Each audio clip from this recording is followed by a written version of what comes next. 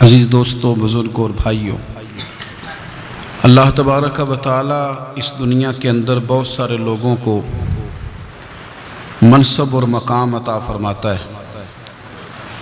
بہت سارے لوگ ایسے ہوتے ہیں جنہیں اللہ تبارک و تعالی زندگی میں بڑے بڑے مواقع عطا کرتا ہے۔ وہ چاہیں تو اس موقع سے اپنے ذاتی مفادات حاصل کریں اور چاہیں تو ان اچھے مواقع کو ملت کی، مذہب کی، قوم کی خدمت کے لیے وقف کر دیں۔ کچھ لوگ ایسے ہوتے ہیں کہ جو کسی مقصد کے حصول کی طرف سفر تو کر رہے ہوتے ہیں، لیکن اس کے پیچھے زیادہ تر ان کے ذاتی مفادات کار فرما ہوتے ہیں، اور وہ اپنے دنیاوی مقاصد کے لیے، اپنے اور اپنے خاندان کے دنیاوی فوائد کے لیے کوشش کر رہے ہوتے ہیں۔ ایسے لوگ بھی محدود رہ جاتے ہیں، ان کی سوچ بھی محدود رہ جاتی ہے، اور کئی دفعہ کچھ تھوڑی دیر کے لیے ان کے نام ابھرتے ہیں اور پھر ہمیشہ کے لیے دب جاتے ہیں۔ کچھ لوگ ایسے ہوتے ہیں جو زندگی کے اندر اللہ کے لیے، اللہ تعالیٰ کی رضا کے لیے، رسول پاک صلی اللہ تعالیٰ علیہ وسلم کی خوشنودی حاصل کرنے کے لیے، دین کی، ملت کی، ملک کی سربلندی کے لیے آگے آنا چاہتے ہیں۔ میرا رب کریم قرآن مجید سورہ حج میں ارشاد فرماتا ہے کہ الذین ان مکناہم فی الارض، کچھ لوگ ایسے ہیں کہ اگر ہم انہیں زمین میں اقتدار دیں، زمین میں اگر ہم انہیں قابو دیں تو وہ کیا کریں گے؟ اقاموا الصلاۃ و آتوا الزکوٰۃ، وہ نماز قائم کریں گے، زکوٰۃ ادا کریں گے، وامروا بالمعروف، نیکی کا حکم دیں گے، وَنَهُوا عَنِ الْمُنْكَرِ، اور لوگوں کو بری باتوں سے منع کریں گے۔ وہ دینی، فکری، اصلاحی انقلاب برپا کر دیں گے، نماز کو عام کریں گے، زکوٰۃ کو عام کریں گے، بھلائی کا حکم دیں گے اور برائی سے منع کریں گے۔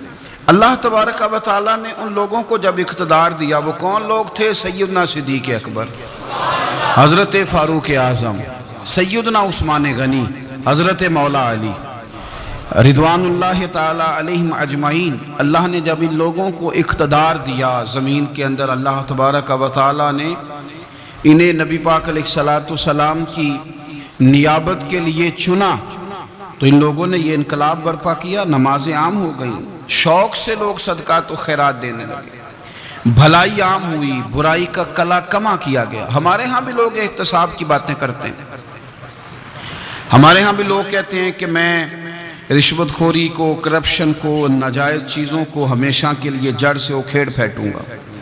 لوگ دوسروں سے مطالبہ کرتے ہیں کہ یہ سارے کام جائز کریں، لیکن خود اس پر عمل کرنے کو تیار نہیں ہوتے۔ یاد رکھ لیں کہ یہ جو احتساب ہے، یہ انسان کی اپنی ذات سے شروع ہوتا ہے۔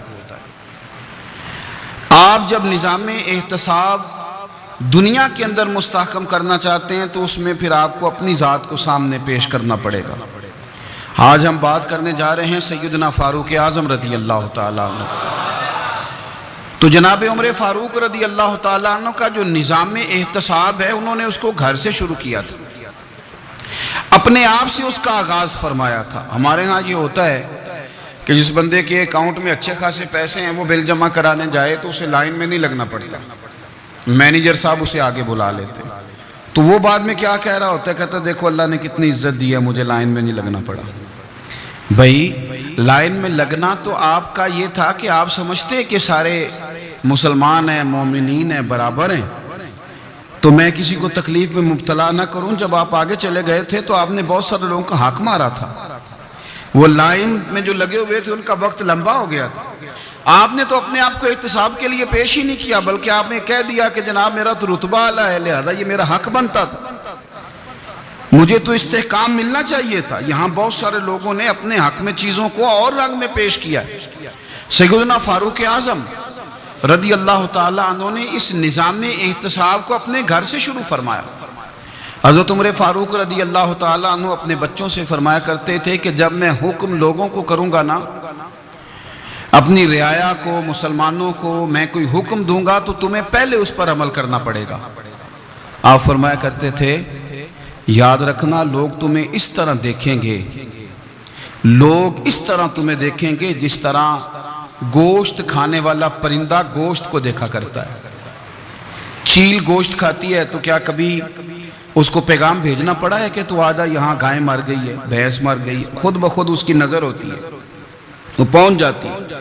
جناب عمر فرمانے لگے میرے گھر والوں، میرے بیٹوں، میری بیٹیوں، میری اہلیہ، لوگ تمہیں اس طرح دیکھیں گے جس طرح گوشت کھانے والے پرندے دیکھتے ہیں، لہذا میں جب کسی کو عمل کروں تو پہلے تمہیں اس پر عمل کرنا پڑے گا جب میں کسی کو حکم دوں۔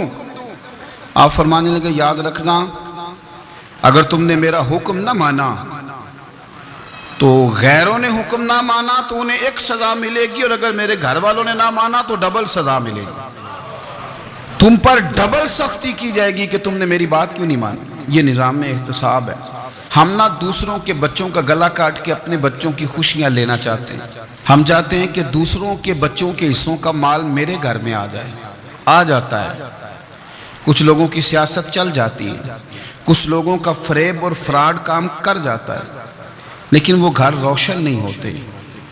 ان گھروں میں پیسہ ہوتا ہے پر قرار رخصت ہو جاتا ہے، ان گھروں میں آسانیاں اور وسعتیں تو آ جاتی ہیں لیکن ایک دوسرے کا احترام ختم ہو جاتا ہے۔ سیدنا فاروق اعظم رضی اللہ تعالیٰ عنہ کا یہ طریقہ تھا کہ وہ اپنے بچوں پر سختی کرتے۔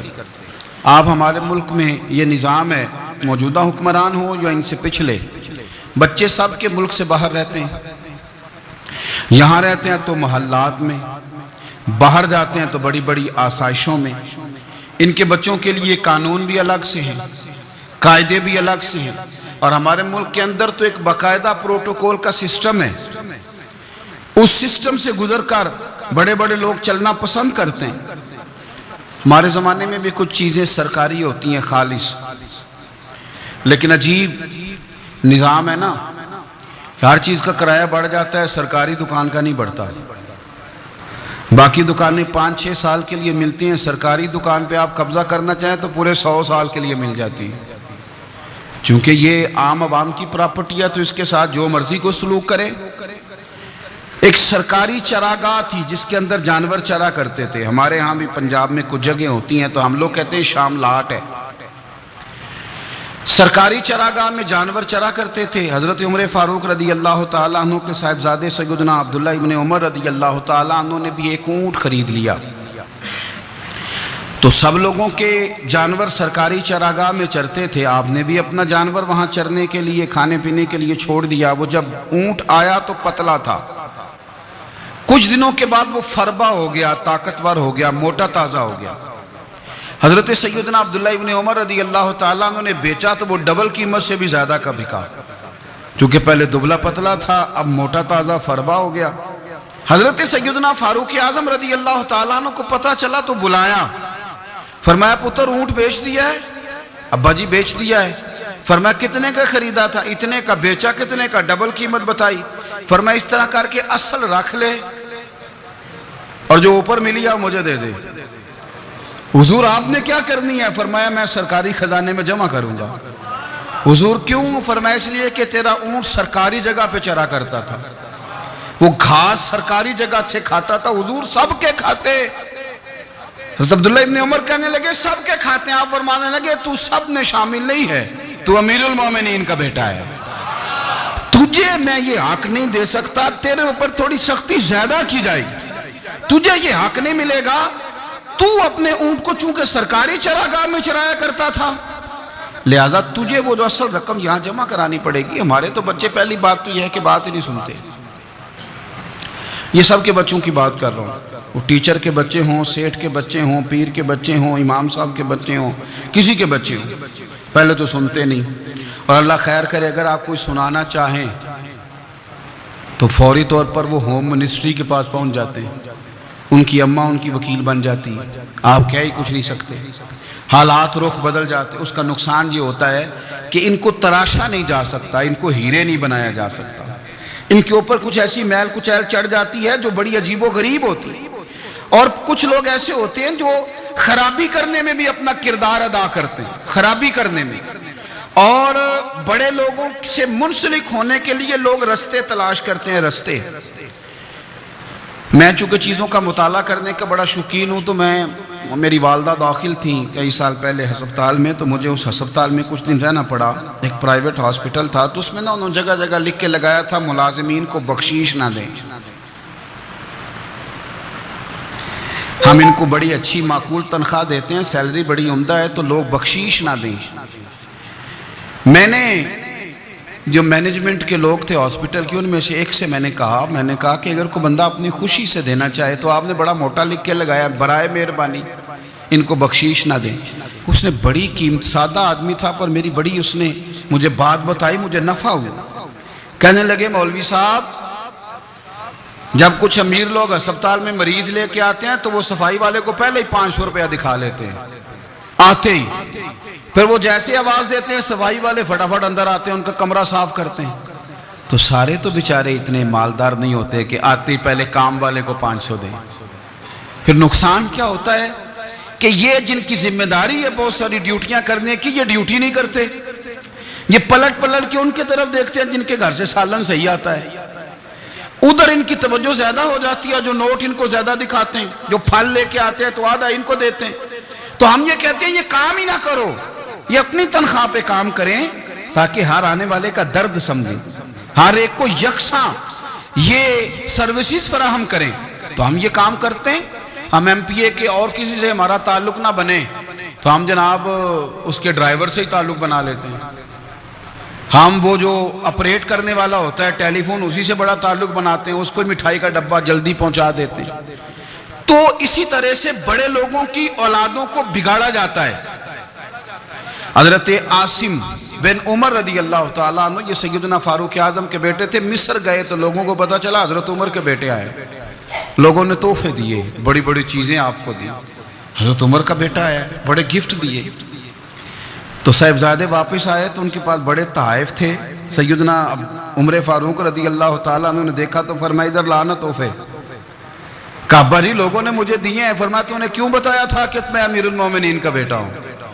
کہا حضور ان کو ویسے ہی پتہ چل گیا۔ فرمانے لگے پتر یہ تحفے تمہیں اس لیے ملے ہیں کہ تم امیر کے بیٹے ہو، یہ تحفے تمہارا حق نہیں، چونکہ تمہیں اس کرسی کی وجہ سے ملے ہیں اور یہ کرسی مسلمانوں کی ہے، لہذا یہ حق بھی مسلمانوں کا ہی ہے، یہ لا سارے مال غنیمت میں جمع کیے جائیں۔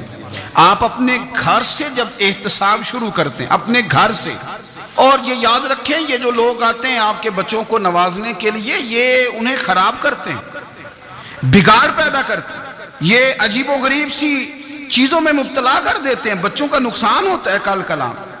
پھر جو شاپر اچھا لے کے آئے پیر صاحب کے بچے ذرا اس سے پیار سے ملتے ہیں، نقصان ہو جاتا ہے، یہ دستے نگر ہو جاتے ہیں، یہ لوگوں کی طرف جیتے ہیں، دوسروں پہ ڈیپینڈ کرنے لگتے ہیں۔ حضرت ابو موسیٰ اشعری رضی اللہ تعالیٰ عنہ نے پہلے تو ایک قلین بڑا سونا تھا، تو آپ نے حضرت عمر کے گھر بھیج دیا کہ چلو ان کے گھر میں ان کی اہلیہ بچھا لیں گی، کہیں سے تحفہ آیا۔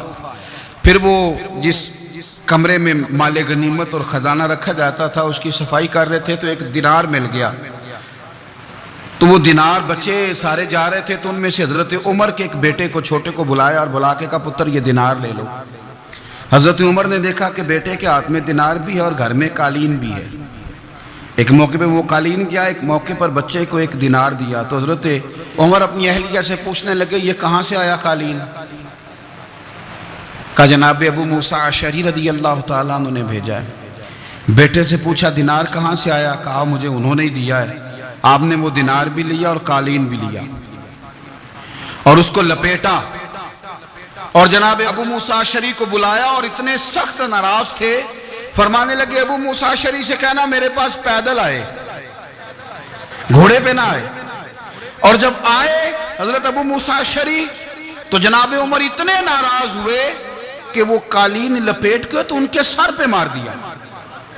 فرمانے لگے پکڑو اپنا دینار، تمہیں پورے مدینے میں میرے بیٹے کے علاوہ کوئی اور نہیں ملے تھا جسے تم خراب کر سکو، میرا پتر ہی ملا تھا بگاڑنے کی، کس نے اجازت دی تم میرے بیٹے کو دینار دو؟ کیوں لائے تم میرے گھر میں قالین؟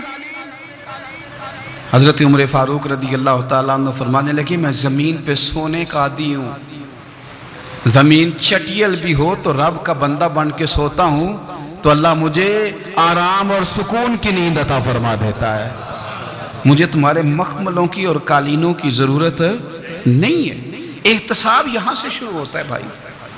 یہاں ہم نہ اپنے گھر میں بیٹھ کے مایوس باتیں کرتے ہیں، اور فلانے کے بچے کہاں پہنچ گئے، فلانے کے بعد بڑا پیسہ آ گیا، میں کچے مکان میں رہوں، میں یہ کروں، دیکھو مجھے نہیں سہولی۔ یہ تو آپ مایوسی والی باتیں کر رہے ہیں، یہ تو آپ کمزور باتیں کر رہے ہیں۔ یہ تو اس طرح کی باتیں تو ہارے ہوئے لوگ کرتے ہیں۔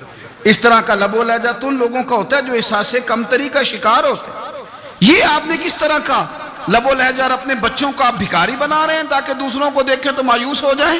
اٹھ باندھ کمر کیوں ڈرتا ہے، پھر دیکھو خدا کیا کرتا ہے۔ آپ کا جو احساس ہے وہ اتنا خوبصورت ہو، آپ کے لہجے کے اندر اس قدر ٹھہراؤ ہو، آپ کو اطمینان آ چکا ہو، اور آپ کے بچے کبھی بھی کمپیریزن نہ کریں اپنا کسی کے ساتھ، کبھی بھی انہیں کرنے نہ دیں آپ کبھی۔ وہ کبھی یہ بات نہ کریں کہ فلانے زیادہ اچھا کھاتے پیتے ہیں تو ہم کدھر ہیں، کرنے نہ دیں۔ انہیں بتائیں کہ بیٹا اپنی مٹی پہ چلنے کا سلیقہ سیکھو، سنگ مرمر پہ چلو گے تو پھسل جاؤ گے۔ ان کو بتائیں کہ جو تمہارے پاس ہے یہ خدا کا عطیہ ہے، اسی پر تم نے قناعت کرنی کبھی بھی۔ حضرت زید بن حارثہ سے نبی پاک صلی اللہ علیہ وسلم کو بڑا پیار تھا، پھر ان کے بیٹے حضور کے غلام زادے حضرت اسامہ بن زید کے ساتھ بھی حضور بڑا پیار کرتے، لیکن یہ تو مسلمہ حقیقت ہے نا کہ عظمت اور شان تو سیدنا فاروق اعظم کی زیادہ ہے۔ امت کا اتفاق ہے کہ نبیوں کے بعد سب سے بڑا درجہ جناب صدیق اکبر کا، اور پھر اللہ نے مقام عطا کیا حضرت فاروق اعظم کو۔ یہ بڑے لوگ تھے۔ ایک دفعہ مال تقسیم ہو رہا تھا تو حضرت عمر رضی اللہ تعالیٰ عنہ نے نا حضرت اسامہ بن زید کو 4000 دینار دیے، اور اپنے بیٹے عبداللہ ابن عمر کو 3000 دینار دیے۔ تو حضرت عبداللہ ابن عمر گھر جا کے کہنے لگے، ابا جی اسامہ میں وہ کون سی خوبی ہے جو میرے اندر نہیں، اور اسامہ کے باپ میں وہ کون سی خوبی ہے جو آپ کے اندر نہیں۔ تو حضرت عمر کی عاجزی دیکھیے، حالانکہ بالاتفاق دنیا جانتی ہے کہ جناب عمر فاروق رضی اللہ تعالیٰ عنہ افضل ہیں، پھر بھی پتہ اپنے بیٹے سے کیا کہتے ہیں، فرماتے ہیں او سن یار، وہ خدمت گزار ہیں نبی پاک کے، وہ بھی حضور کے گھر میں ڈیوٹی کرتے، نوکری کرتے، اور ان کے بیٹے بھی حضور کی نوکری کرتے، یہ خدمت گزار ہیں۔ فرمانے لگے اگر تو نے پوچھ لیا تو سن، پھر میری تو رائے یہ ہے کہ تیرے سے زیادہ اسامہ بن زید حضور کی نظر میں پیارے ہیں، اور اسامہ کا باپ تیرے باپ سے زیادہ نبی پاک کا پیارا ہے۔ کوئی کمپیریزن کرنے نہیں دیا، بچوں کو کسی ایسی جگہ کھڑے ہونے نہیں دیا۔ فرمایا یہ وجہ ہے، یہ انداز ہے کہ تو زیادہ پیارا ہے۔ حضرت عمر فاروق رضی اللہ تعالیٰ عنہ پسند نہیں کرتے تھے، ذرا برابر بھی پسند نہیں کرتے تھے کہ کوئی شخص اور مال آتا تو اپنے رشتہ داروں کو نوازنے سے بچتے۔ مال غنیمت آتا ہے نا، ہمارے ہاں تو اللہ خیر کرے جب کوئی بندہ کونسلر بنتا ہے، چیئرمین بنتا ہے، تو ٹھیکہ کس کو دیتا ہے؟ کوئی چلو بھتیجا مل جائے، کوئی بھانجا مل جائے، کوئی چھوٹا بھائی، اسے بھی کام مل جاتا ہے ساتھ۔ نوازنے پہ لوگ آتے ہیں تو وہ تلاش کرتے ہیں کہ کہاں کہاں کو میرا ہے، وہ ٹینڈر ہی ان کے نام کے پاس ہوتے ہیں جن کی طرف ذرا نظر کرم زیادہ ہوتی ہے۔ حضرت عمر فاروق مال تقسیم کر رہے تھے تو بیٹی آگے کہنے لگی، ابا جی رشتہ داروں کا بھی حق ہوتا ہے، آپ سب کو دیتے ہیں، آپ کے قریب ہی نہیں آتے۔ تو حضرت عمر فاروق نے کیا لفظ کہے، کیا حقیقت ہے، کیا حسن ہے۔ فرمانے لگے پتر یہ مال تیرے باپ کا نہیں مسلمانوں کا ہے، جب تیرے باپ کا ذاتی مال ہوگا تو اپنے رشتہ داروں کو دے گا، یہ مسلمانوں کا مال ہے، یہ اسی حساب سے تقسیم ہوگا جو عدل کا حساب ہے، جو ترازو ٹھیک ہے۔ فرمایا تو مجھے یہ مشورہ نہ دے، یہ مسلمانوں کا مال۔ یہاں سے نظام احتساب شروع ہوتا ہے، یہاں سے انسان آگے بڑھتا ہے، اور پھر کوئی تکلف نہیں کسی پر حضرت عمر کا، کوئی چھوٹا ہے یا بڑا ہے۔ حضرت ابو سفیان رضی اللہ تعالیٰ عنہ سردار رہ چکے ہیں مکے کے، بڑے آدمی،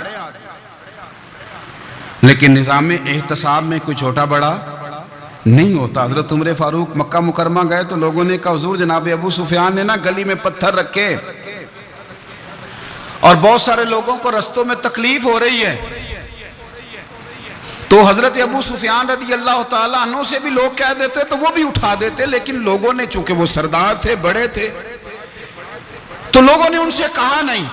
حضرت عمر جب آئے تو کہا تو جناب عمر نے پرواہ نہیں کی، خود آئے جناب ابو سفیان سے کہا یہ پتھر آپ نے رکھے؟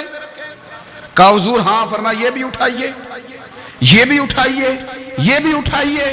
جب وہ اٹھا رہے تھے تو حضرت عمر کہہ رہے تھے شکر نہیں اللہ کا کہ عمر کہہ رہے ہیں اور ابو سفیان مانتے جا رہے ہیں۔ شکر نہیں، یہ نظام احتساب ہے کہ بڑا ہو یا چھوٹا ہو، اس کو یہ حق حاصل نہیں ہے کہ مسلمانوں کو وہ کسی تکلیف میں کسی بھی صورت میں مبتلا کرے، کہیں بھی کسی جگہ بھی، اس کو یہ والی اجازت نہیں۔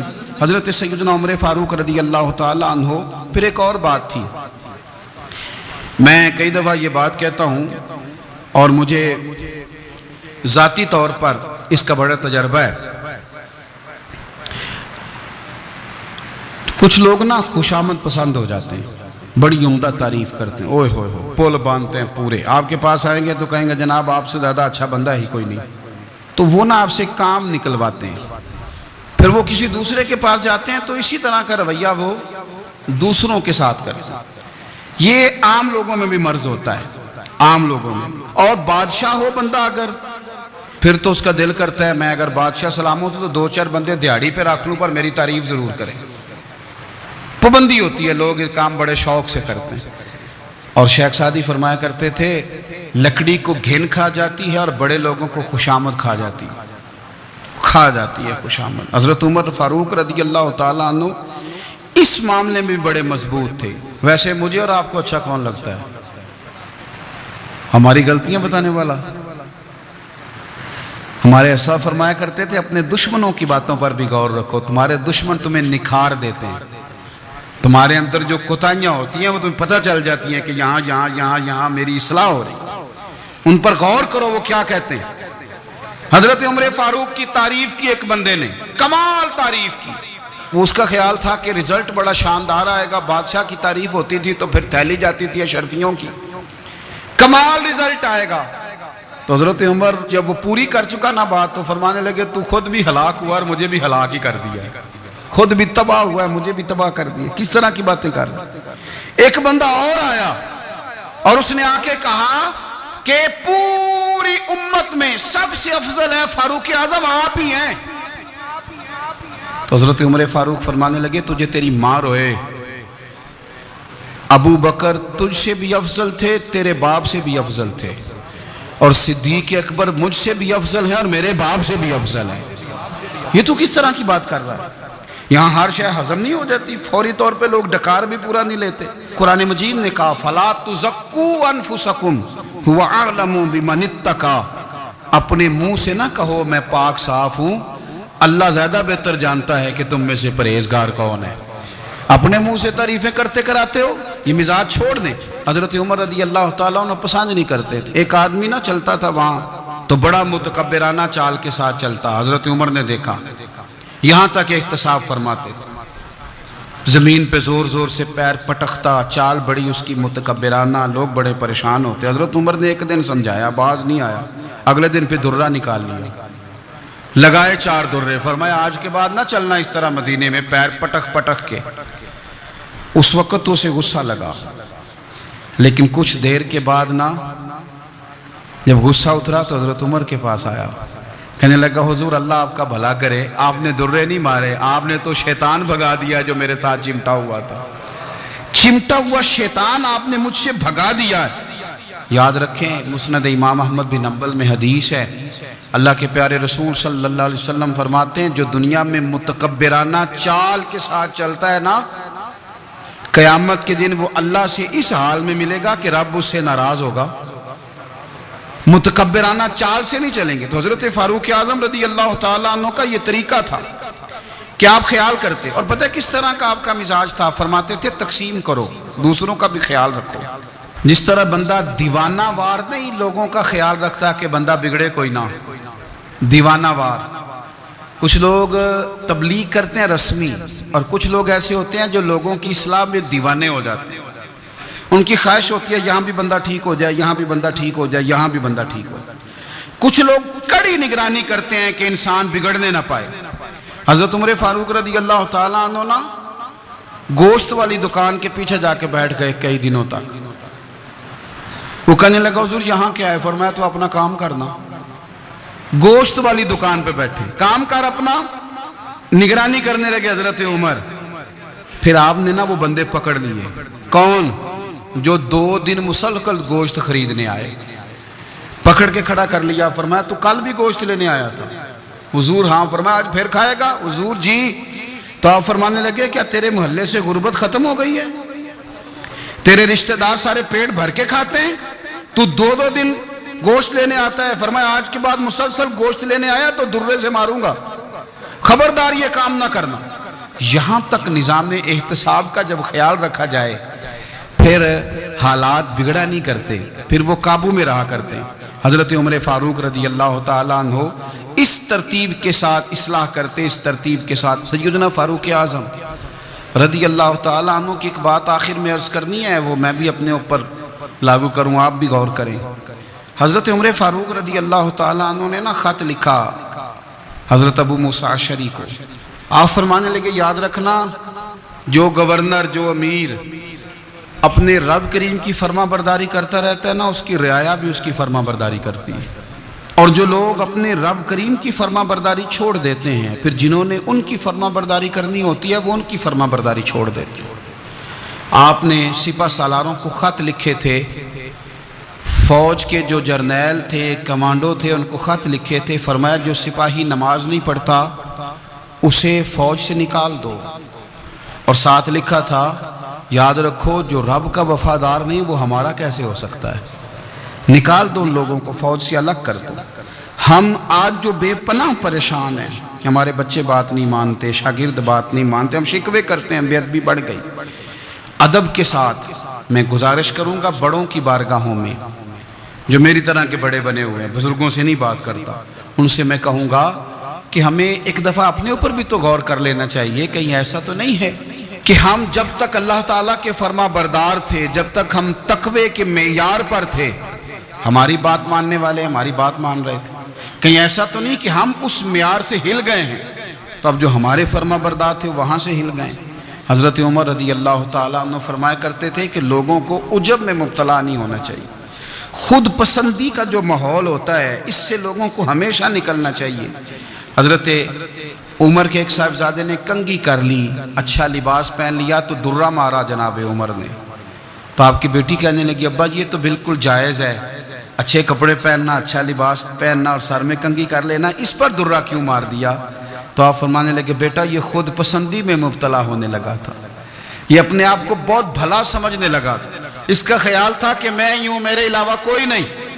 یہ اس مقام پہ جا رہا تھا جہاں اس کی تربیت رک جاتی، اس لیے درہ مارا ہے. ایک دفعہ حکومتی معاملات کے اندر آپ کی اہلیہ نے مشورہ دینا چاہا. بڑے کام بیویاں نہیں کرتی، بڑے بڑے معاملات میں مداخلت نہیں کرتی. ہمارے بر صغیر میں وہ بادشاہ نہیں گزرا کہ جو فیصلہ کرتا تھا تو کرسی پہ بیٹھ جاتا تھا اور پردے کے پیچھے اس کی بیوی بیٹھ جاتی تھی، اور جب وہ فیصلہ سنانے لگتا تو یوں گردن پیچھے کرتا اور اہلیہ جو کہتی وہ فیصلہ سنا دیتا. لیکن ایک دفعہ خاتون نے ایک آدمی کو حضرت عمر نے معزول کیا تو آپ کی اہلیہ نے، اس آدمی کی اہلیہ حضرت عمر کی اہلیہ سے ملی ہوں گی، تو خاتون نے ذرا سفارش کرنی چاہی. تو جناب عمر فاروق رضی اللہ تعالیٰ عنہ کے ہاتھ میں عصا تھا، ڈنڈا تھا، 2-3 دفعہ زمین پہ مارا. فرمایا تمہیں کس نے اجازت دی ہے حکومتی معاملات میں مشورہ دینے کی؟ یہ مشورہ مولا علی دیں گے یا عثمان غنی دیں گے؟ آپ کو کس نے اجازت دی؟ وہ حکومتی معاملات، وہ مسلمانوں کا اجتماعی معاملہ، وہ مسلمان دیکھیں. آپ کو اس میں آنے کی اجازت نہیں ہے. جو آپ کی ذمہ داریاں ہیں، آپ کے حقوق ہیں، ان پر آپ بات کریں. تو بھائی نظام میں احتساب اپنی ذات سے شروع کریں. ہماری اولادیں، ہمارے بچے، وہ باہر سے انہوں نے زیادہ اثر نہیں لیا.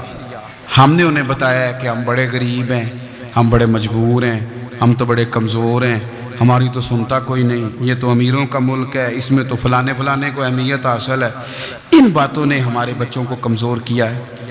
ان باتوں نے ہمارے بچوں کے دلوں میں احساس کمزوری پیدا کیا. آپ ان کو جینا سکھائیں. آپ ان لوگوں کو بتلائیں کہ رب کریم نے جو تمہارے لیے بہتر سمجھا وہ تمہیں اپنے فضل سے بڑا عطا فرمایا ہے. آپ ان کو ان کے مقام پر رہ کر خوددار اور قناعت پسند ہونا سکھائیں. آپ یقین کریں گھر امن والا بن جائے گا. بچے اگر بھنا ہوا گوشت کھا رہے ہوں اور پھر بھی لاڑی رہے ہوں کہ مسالہ میری مرضی کا نہیں، سٹائل میری مرضی کا نہیں، ٹیسٹ میری مرضی کا نہیں، یہ والا گوشت میں نے نہیں کھانا، یہ اس طرح کر کے بھنا ہوتا تو پھر میں نے کھانا تھا، وہ زیادہ خوفناک صورتحال ہو جاتی ہے۔ لیکن اگر ابا جی، اماں جی، گھر والے کھیتوں میں کام کر رہے ہوں اور بچے اچار کے ساتھ روٹی لے کے جائیں اور بننے میں بیٹھ کے، پھٹے پہ بیٹھ کے وہ پھر کھانا شروع کریں، اور جب وہ اچار آئے اور وہ ایک دوسرے کو کہیں کہ آج تو 2 کلے ہو گئے میرے کام کے، اس دفعہ تو دیکھنا ہماری فصل کتنی شاندار ہوگی، ایک دوسرے کو دیکھ دیکھ کے وہ ہنسیں اور مسکرائیں اور ان کی باتوں میں لذت ہو، اور پھر وہ کہیں کہ آم بڑے اچھے مل گئے تھے، دیکھو اچار کتنا سونا آ گیا، دیکھو یہ کس قدر زیادہ اچھا ٹیسٹ ہے، تیل